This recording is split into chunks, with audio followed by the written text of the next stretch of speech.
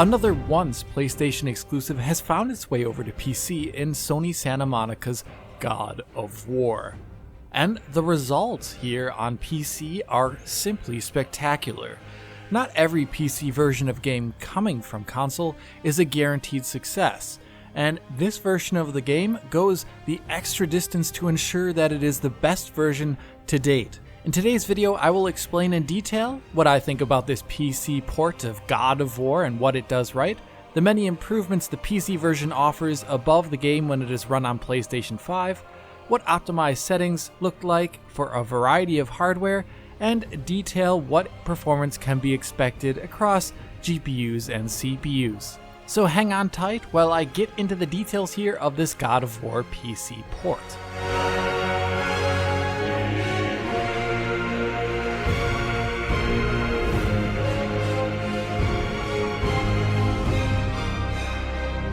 Here I will start where I always start in these videos, and that is the PC user experience and menus. God of War on PC offers up a competent UX implementation here on PC.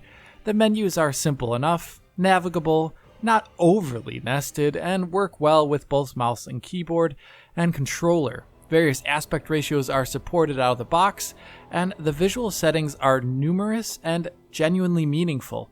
The game is running under DirectX 11 and does not have an extended shader compilation step like we see in D3D12 or Vulkan games, and like a lot of DX11 games, it does not stutter due to shader compilation in my experience at all across a playthrough spanning 3 separate machines. So God of War will generally be a smooth running game. The only lack of smoothness I think I can be sometimes seeing on screen here is due to the camera, which is honestly always moving around and fidgeting and takes a bit to get used to, but you can also turn that down should you so wish in the accessibility options, which is nice to see. The only thing that I would say is missing is a field of view option. You can mitigate this to a degree with a different aspect ratio, but an FOV option would have been nice to see here. I'm not sure how possible that would be with the directed third-person camera in this game, because they're quite obviously doing tricks very close to the off-screen area to make the game seem more seamless between cinematics and gameplay. Atreus, for example, often teleports just out of camera view.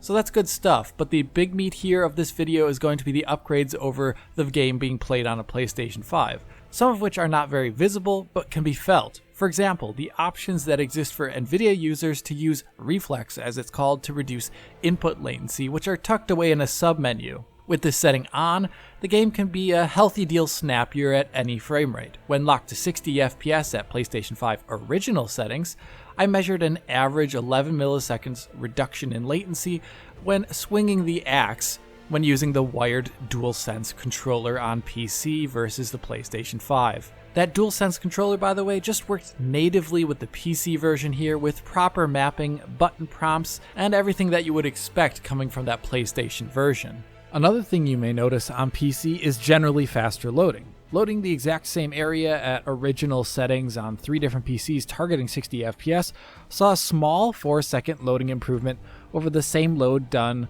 on PS5. These PCs are only really different in their CPU speed, so the game's loading appears to be limited by SSD speed and perhaps frame rate. That is more subtle, honestly, though, and the biggest difference are not from the game feel, but from the game visuals, and the most obvious one that I think anyone should notice are differences in image quality on PC. The PlayStation 4 Pro version, and subsequently being played on the PlayStation 5 through backwards compatibility, uses checkerboard rendering to achieve an output 4K resolution. And to put it simply, that checkerboard rendering leaves the game in many areas with a fuzzy output. For example, if the camera is just sitting still, the camera is actually still constantly moving, which is a challenge for the checkerboard resolve to do properly. So surfaces in the environment, like the texture on the ground here for example, will have an ever-shifting fuzz and edges showing up in them, showing the internal checkerboard resolution often. Particles as well show this off, where even with the camera being still, particle effects will have a static checkerboard pattern in them at all times. Same with foliage, as you can see here, or hair, as you can see here. Perhaps most intensely though, checkerboarding reveals itself on camera or object movement, which means all the time, like you can see here on Kratos as I swing my fists. See this fuzzy pixely look here with crosshatches? That's the checkerboard resolution showing, not motion blur. With the PC version, nearly all of these aspects can be improved upon with native 4K resolution using the game's TAA or via DLSS in its performance balanced or quality modes. Texture quality, like we can see on the ground here on PlayStation 5, is crunchy with the checkerboard pattern showing up.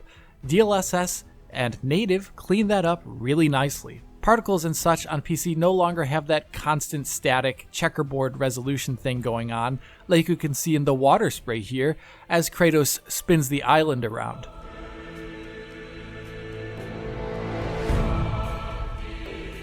Or in this comparison here with these flies at a distance. And if you notice in this comparison, the DLSS version of those flies is actually even crisper than the native resolution rendering with TAA, perhaps due to a different way motion is handled, or a stronger negative LOD bias. Hair is also nicely improved in the PC version, where hair, for example, found in Kratos' beard is a lot fuller and far less flickery in motion, where individual strands are rendered more fully. The biggest difference comes though from the general motion clarity in the game, which is much crisper. Check out this sequence here as the camera accelerates around the corner to show the game's first enemy. Notice how when the camera rounds the trees here, we see a trail of ghosting in the checkerboard presentation that is now absent on PC. As we go a bit forward and the monster takes center stage of the frame, it is moving separately from the camera, and in the checkerboard version it is rather pixelated looking and low detail. In native or DLSS view, that is all gone.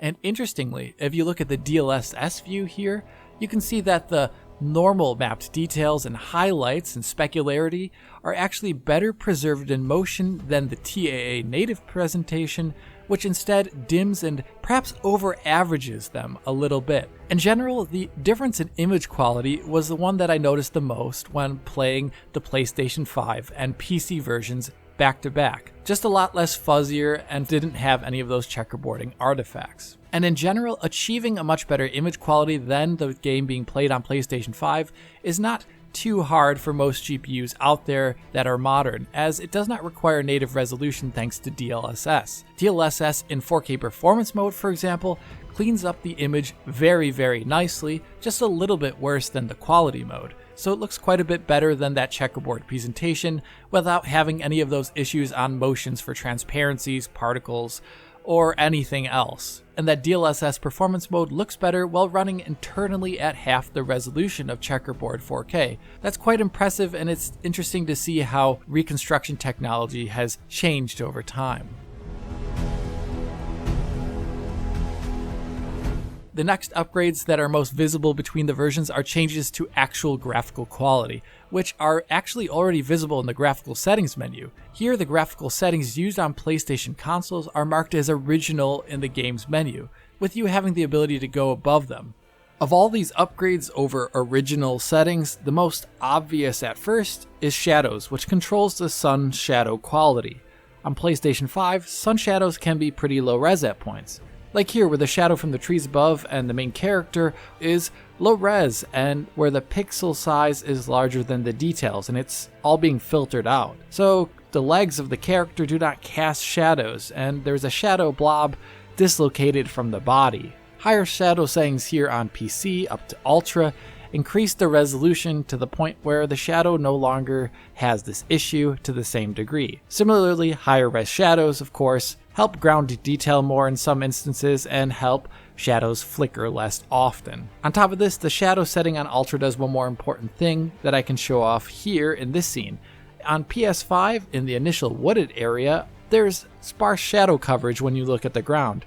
It's actually pretty bright in this area. That is curious because if you look up, you can see there are actually a lot of large canopies blocking the sun here. In reality, the cascade range of shadows is so short that the very tops of the trees are out of shadow range. So the Ultra setting on PC increases that range, which then causes the forest floor here to be shadowed from the trees above. giving the area now a dark gloom in comparison. And if you look at the distance as well, you can also see how that increased shadow distance makes it so that objects in the distance are properly shadow casting as well now too. The upgrade after this that is most obvious is geometry quality. Now at a distance technically, geometry quality is higher in the PC version on higher settings than original, more rounded than what you may find in the PlayStation version. That's a nice bonus, but the actually most noticed aspect of the Geo upgrade is how the world is much more stable in motion as a result, where walking forward through the world no longer induces popping very close to the camera,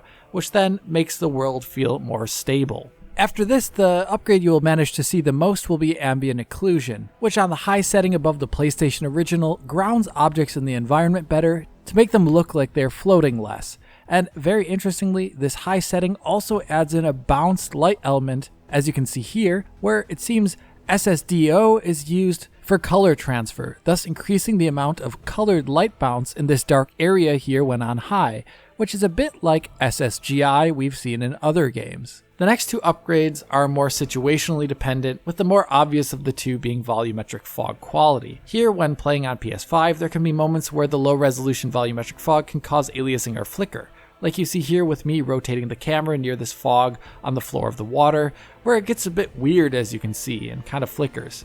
Here boosting the setting above original helps alleviate this issue. With other camera angles, this can just help make sure the volumetric fog looks less pixelated and is more stable.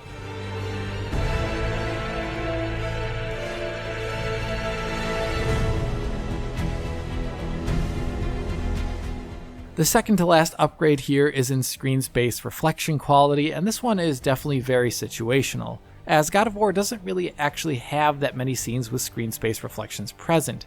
Either there are just plain cube maps being used with no SSR, like you see here with this puddle on the ground here, or some bodies of water seem to use planar reflections of some sort. But when SSR does show up, it can be pretty obvious like you see here. Here, the original setting that you see on PS5 has some general flicker and a low resolution look, with the main issue, in my opinion, being how flickery it is. This is greatly reduced at the high setting and above on PC. Curiously, in this comparison though, if you look, you can see how the SSR on PlayStation 5 actually looks softer than the original setting at PC at native 4K, presumably due to side effects from checkerboard rendering.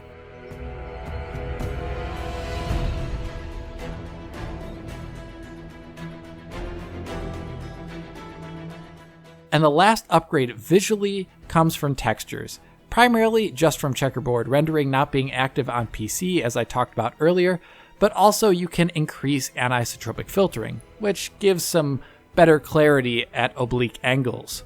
There's also a texture setting which increases the resolution of streamed textures at a distance, but in general, this upgrade is not as dramatic as one might think in my experience. So that is it for visual quality upgrades. There are some very meaningful upgrades over the console version here on PC at settings above original, and these help round out the corners and edges and clean up as much temporal instability as possible.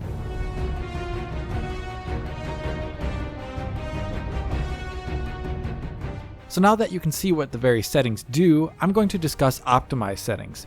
To generate GPU optimized settings, I used an RTX 2060 at 1080p, but the recordings you will primarily see on screen will be 4K recordings from a RTX 3090 at the same locations I did the 2060 tests. My criteria in general for optimized settings in this game are to improve visually on that PS4 or PS5 experience as much as reasonable, so let's start with the most expensive option here, and that is shadows. Here going to high from the alter settings for shadows, which dramatically can change scenes, like you see here, dramatically improves performance by a massive 48%. Going down to original by around 58% over ultra, and down to low by 67%. Here optimized settings based on my criteria is high. The next most expensive option is reflections. The game's Ultra Plus setting is very expensive, and going from Ultra Plus to Ultra improves performance by 9% with barely any difference. Ultra Plus to High, 16%. Ultra Plus to Original,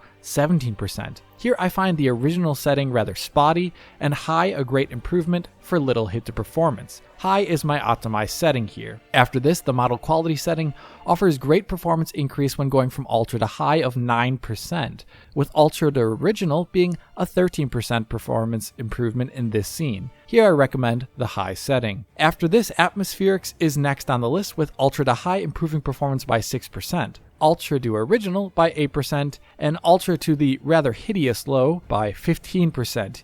Here, Original is fine enough, I would say, for most views, so you can get away with it if you wish, if you want a little extra performance, but High is cheap icing on the cake, so I recommend High. Lastly, we have the Ambient Occlusion setting. Going down to Original from High does not save much performance at all, even though it looks much worse. Just around 2% or a little more depending upon the scene. Here, I recommend High. With this, my optimized settings look like this list right here. Better than console quality for essentially everything, but not much more expensive than console quality. But that is not the end of optimized settings. There are others depending upon your GPU, and this is where texture quality comes in. At 1080p in this scene here, I measured around 5.5 gigabytes used in the process at ultra texture settings on the RTX 2060, 4.9 at high, 4.25 at original, and 4.2 at low. Here, going down to original textures improves performance also by 3%. Now in general, in this game, I noticed VRAM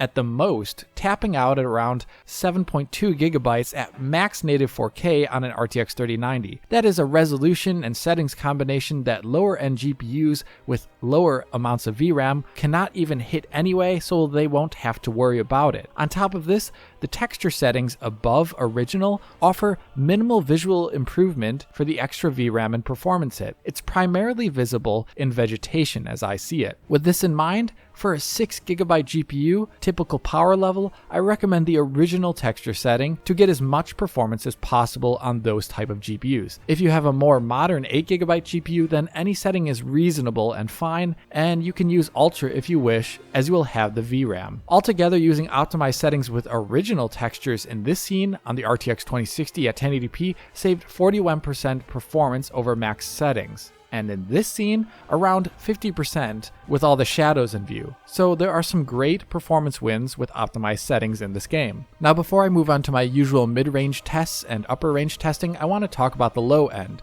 As before release, this image was published alongside the spec requirements for this game, and it pointed out rather alarmingly that original PS4 settings could only manage 1080p and 30 FPS on a GTX 1060. That GPU usually does around 2 times or a little bit more performance than console settings in many of the games we test. And now in this game, we should not expect a perfect performance scaling over the PS4 version anyway, since the game is DX11 and there's a greater abstraction level there.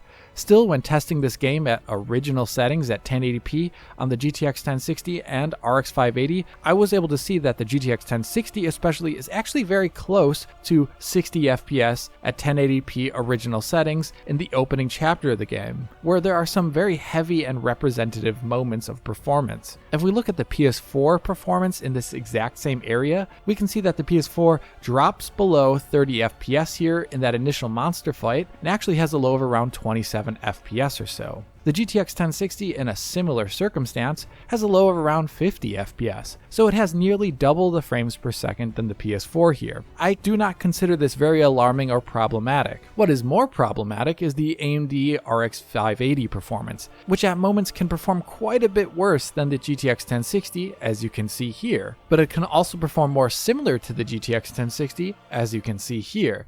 Basically, its performance is much more variable, and this is also reflected in the frame time graph with VSync off, where you can still actually see, even without VSync on, rather constant undulations after the first cutscene happens in the frame time graph on this test PC with a Ryzen 5 3600. I was able to reproduce this all throughout the first chapter and multiple times after restarting on this configuration with this GPU. And curiously though, it happens to a degree, but a less intense degree on a PC configuration with this GPU, but an ultra high-end CPU, the 10900K. In the end, on this class of AMD GPU, the title suffers more than the usual spread we see in games vis-a-vis the consoles. With DX11 in use here, the AMD GPU is not being used to the fullest. There's no asynchronous compute being used, which this GPU definitely benefits greatly from. And that frame time weirdness we're seeing there on the graph, I think that is a game and driver interface issue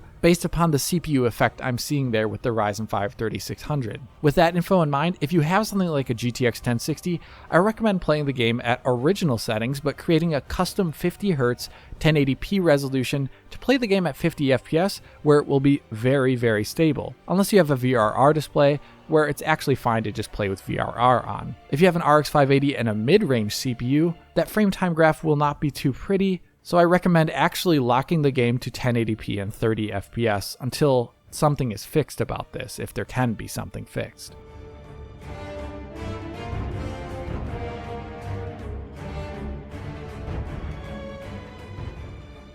Getting over to the modern mid-range segment, we do see some trends carrying over from the low-end segment with the RX 580 and GTX 1060. Here, targeting 1440p with optimized settings, we can see in general that the NVIDIA GPU here is taking the lead in a variety of moments between the RX 5700 and RTX 2060 Super. In the initial cutscene, the NVIDIA card is around 17% faster on average, a similar difference like we saw on the GTX 1060 and RX 580. In the initial monster fight, the lead drops to the NVIDIA GPU being around 10% faster on average and holding very well above 60 FPS in moments when it is borderline on the RX 5700. Other areas I tested interestingly came out to the RTX 2060 Super here being around 12% faster on average in like-for-like areas. This partially aligns with overall benches we often seen between these two GPUs, but at the same time, I get the feeling the RX 5700 here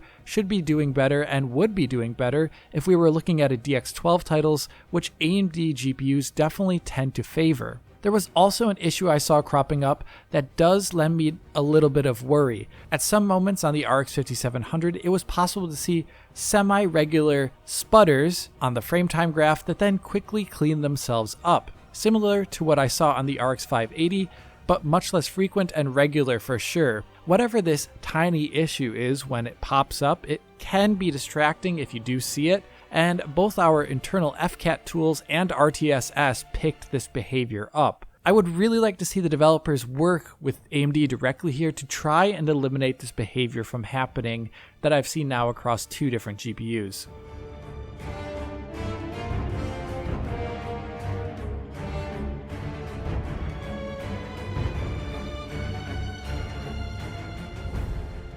Now that the GPU head-to-heads are done, there are some other notes of course regarding performance, and specifically CPU performance. Using my optimized settings at 540p on a Core i9-10900K and a Ryzen 5 3600, it is definitely possible to see that this game is CPU limited in very specific ways. Firstly, the game has an internal FPS cap of 160 in my testing, so that cap will artificially limit my ability to test CPU performance in a pure manner. Second, just by testing the Ryzen 3600, we can see that that CPU is generally rather often under the 160 FPS cap, for example, when moving from the cinematic into the gameplay view as objects show up on screen. The Ryzen 3600 is very CPU limited when uncapped here in most scenes, like the first combat encounter, where FPS is around 100 to 120, with the frame times being unstable and a number of drops near to 16.6 milliseconds, but it doesn't really tend to go over in such moments in that general combat. So the CPU in general combat and in most scene views should not be capable of a very clean 120 FPS based upon the frame time graph,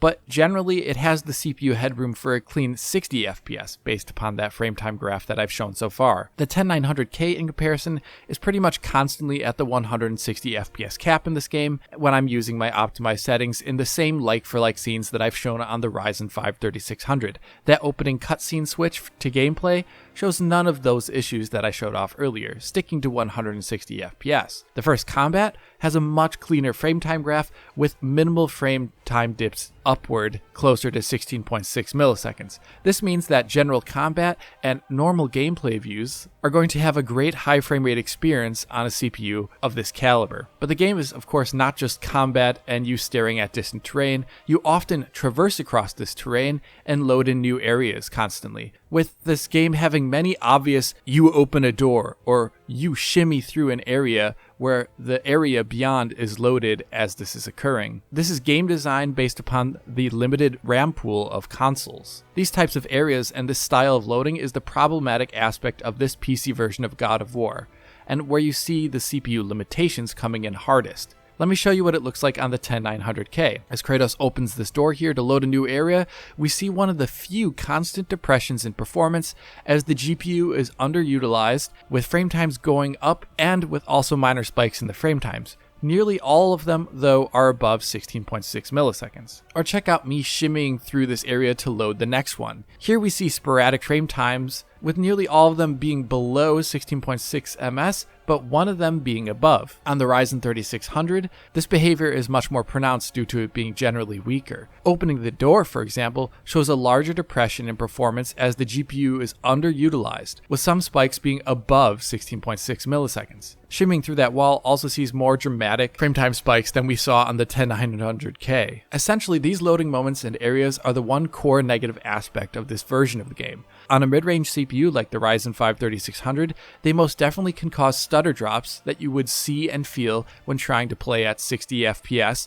at something above the original settings, like my optimized settings. And on a 10900K level CPU, they would interrupt the flow and feeling of trying to target a great 120 FPS. But even then, if you're pushing the settings higher, there are moments that will see drops below 60 FPS in these loading moments. For example, I played through the game at ultra settings on the 10900K, and in the first 6 hours of the game, I saw 5 separate instances where the 10900K visibly dropped below a targeted 60 FPS, briefly in one of these loading zones, with the worst of one of these loading zone drops looking like this in this loading portal area.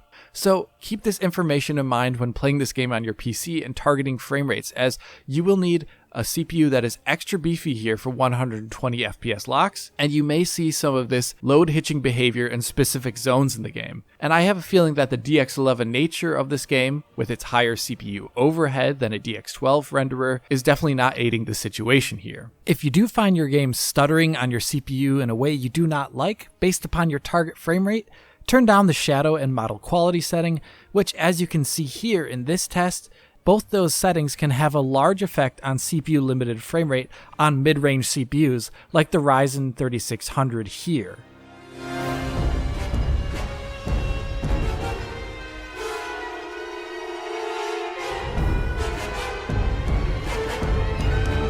Beyond this last info about CPU performance, I have some little things to mention. For one, if you do not wish to use FSR or cannot use DLSS, then take a look at the game's resolution scaler. According to the developers, it uses a TAA upscaler, so its quality will be better than a normal bilinear upscale. Secondly, even though I recommend using my optimized settings in this game, I really have only showed the game running at native resolutions for performance head-to-heads. In reality, if you have an RTX GPU, I definitely recommend using DLSS to increase resolution, or also increasing quality settings to be above my optimized settings. For example, a base RTX 2060 can play the game at original settings in 4K DLSS performance mode, hitting 60 FPS nearly all the time where it matters most, in combat or when running across the terrain. Really, it will only have performance dips below 60 FPS very briefly in specific cutscene moments. Considering how DLSS performance mode looks in comparison to that console checkerboarding that I talked about earlier, it's quite awesome to see this level of image quality and performance achieved on a lower end GPU. And lastly, although DLSS is great here, and it obviously has none of those limitations that checkerboard rendering has that I showed off earlier, it also can have negative aspects of its own, as it is image reconstruction. There are two that I noticed in my play. The first was that snow deformation in this game has a slight jitter when you look at it. DLSS increases that amount of jitter. The second rarer artifact that can happen is with thin, tiny elements against very bright backgrounds, like here with this vegetation. You can see a whisper-thin ghost behind this dark element here. But that is generally very rare, and I really only noticed it in this area when coming down this Viking escalator. So that is it in the end. God of War on PC is in general a spectacular version of the game, offering meaningful graphical options that scale wonderfully above the PlayStation version of this game. Performance on the GPU is generally very good, but CPU performance is a bit rough at times when loading new areas. That is something I would really love to see improved in patches, but that is enough for me for now. If you did like this video, hit that like button and subscribe to the channel. If you're already a subscriber, hit that little bell in the corner to be informed as DF posts a video. If you want to help us out, support Digital Foundry on Patreon to get access to our Discord and years worth of our content in high quality for download. If you want to talk to me about God of War on PC, write a comment below or follow me and DF on Twitter. And as always, this is Alex, bidding you farewell und auf Wiedersehen.